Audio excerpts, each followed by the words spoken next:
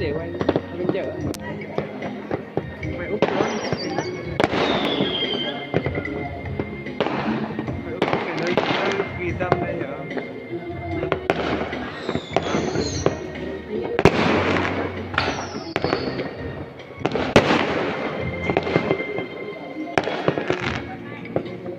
để cái tâm màn hình nó vào cái nhà ấy gì cả.